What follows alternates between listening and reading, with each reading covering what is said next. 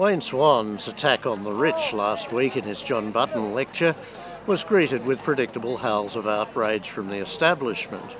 But the outrage changed to downright contempt when he revealed that his idol, his role model, his mentor was none other than the boss, Bruce Springsteen.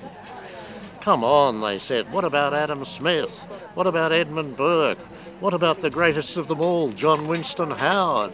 Those are the role models a treasurer should have, not some singer, and a rock singer at that. And what's worse, it shows that Swan's a hypocrite. There he is lambasting the rich, and there are very few entertainers around the world any richer than Bruce Springsteen.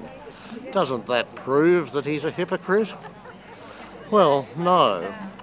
What Swan's against is not wealth. He understands that the acquisition of wealth is one of the drivers of the economy, and a necessary and even desirable one.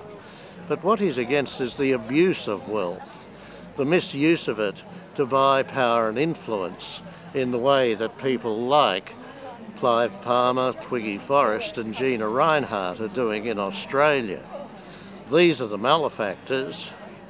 Springsteen, on the other hand, uses his wealth to spread the message about the inequalities in society, about the mess that America's in at the moment, with untrammeled capitalism getting out of hand. And that, of course, is Swan's message too.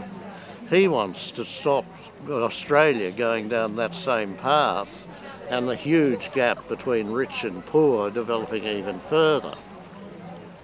So in that sense, Swan takes after his idol, and indeed his idol's own mentors, great singers like Woody Guthrie and Pete Seeger, who always were the champions of workers' rights. So perhaps Swan can also be a champion of workers' rights. Perhaps we can even look forward to a ballad of Wayne Swan sometime in the future. We could model it after the ballad of Joe Hill, one of the great pioneers of the union movement in America, and it could go, well, one of the verses might go something like, in Twiggy's pits and Gina's mills, where miners sweat and strain, where working men defend their rights, that's where you'll find our Wayne. That's where you'll find our Wayne. The right may have the money, but the left still has the songs. I'm Mungo MacCallum.